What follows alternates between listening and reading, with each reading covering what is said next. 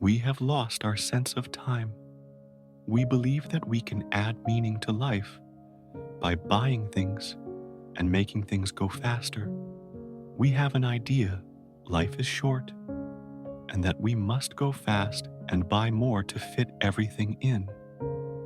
But life is long. The problem is that we don't know how to spend our time wisely, and so we burn it, says Philosophy of Slow and Simple Living. Ultimately, slow and simple means to take the time to reflect.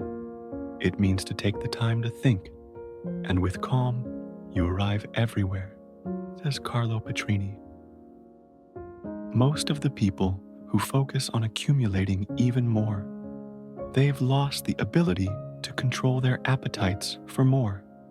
To change, we first have to be aware of the forces keeping this belief system in place, the forces embodied in the consumer society. Let's look at the word consumer. How could we accept being called consumers? What does it mean to consume something? Think about it. Philosophy of anti-consumerism says, consuming is a very destructive concept. It means to devour and to destroy. For example, a building is consumed by fire. A man is consumed by jealousy. We are hardly ever consumed by something good. When fire consumes something, nothing is left. So, what's it mean to accept being called consumers?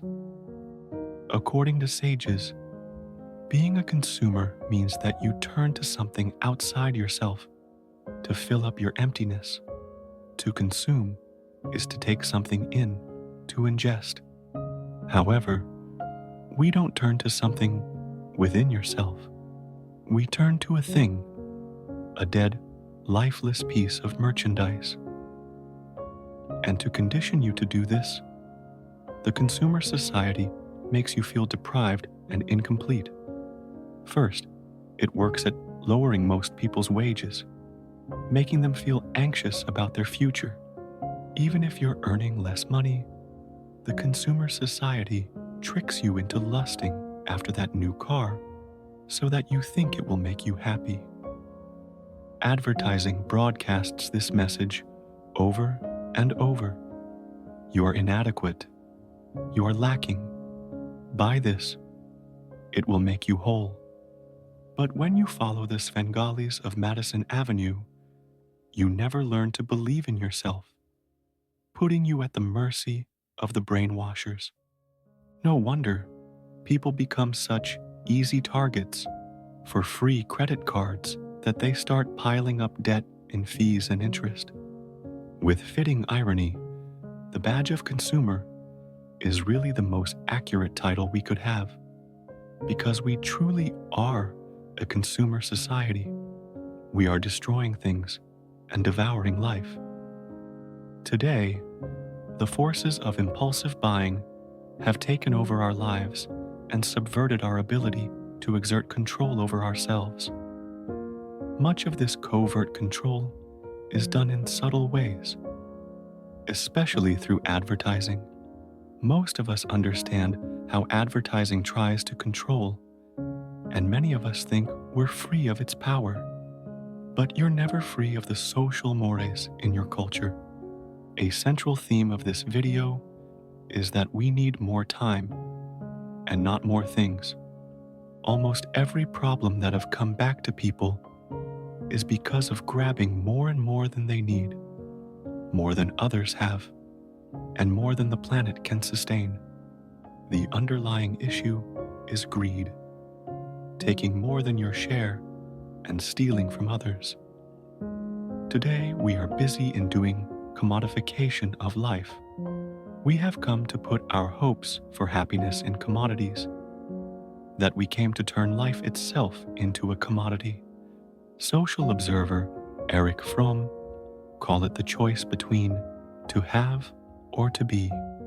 Erich says, lives that try to have everything rather than just be can never be fulfilled. Philosophy of minimalism says, we have turned our lives into objects.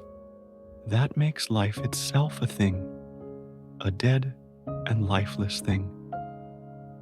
One of the most egregious causes of our increased speed is competition. What compels us to turn life into a commodity? Competition. Today, everything in our lives is a competition. Definitely, competition increases society's speed.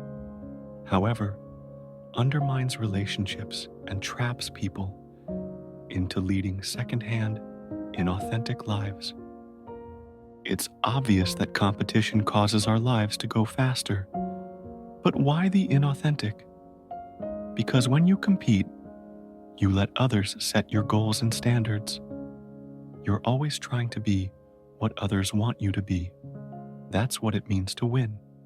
Winning means that your true self is ignored and repressed, and you're living someone else's goals.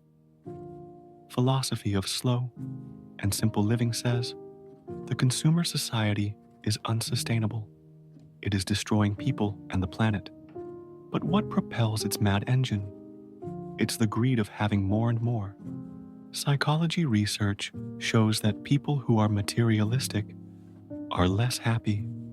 However, problem is, we don't have a belief system that challenges materialism. At one time, religious life challenged materialism, and for some it still does. Thus, philosophy of slow and simple living continue to look for a belief system that challenges our consumer society, a belief system that embraces and embodies a new view and way of life, rejecting consumer society. Living simply with exuberance is a decision to truly enjoy life, rather than accepting the consumer society's pressure to spend our lives getting and spending and laying waste our powers. Striving for status and scrambling for success don't make us happy. We must find ways to experience the joy that seems to lie at the heart of the universe, joy that should be at the center of our lives, joy that does not ignore the dangers we're facing, but recognizes them as products of a counterfeit joy produced by forces of the consumer society. This is an affirmation of life.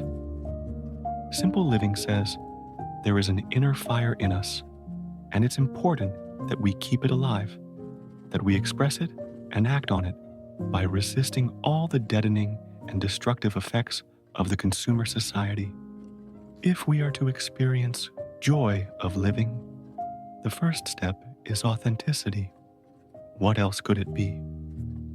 We feel shallow and half alive because we're shackled by secondhand emotions and a phony persona. We feel what others expect us to. Our emotions are implanted in our brain by demagogues and advertisers. How can you feel joy if your emotional life consists of lusting after sale merchandise? The words of Heschel can help us understand this. The beginning of our happiness lies in the understanding that life without wonder is not worth living. What we lack is not a will to believe, but a will to wonder. So, we must commit to live slowly and simply.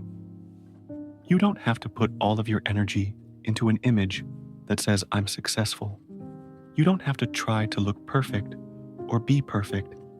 If you don't like having too much stuff, you find a way to say that you didn't like it. Every time you withhold your own opinion and say something you don't really think, you're not being authentic. Every time you are impressed with someone simply because they are well known, you're not being authentic. It's not easy to be real in this society. Being slow and simple takes conscious effort and energy, but it also permits exuberance and flow to revitalize our life. That's all for today's video. If you enjoyed this video, please don't forget to give it a thumbs up and subscribe to our channel for more empowering content. Thanks for watching.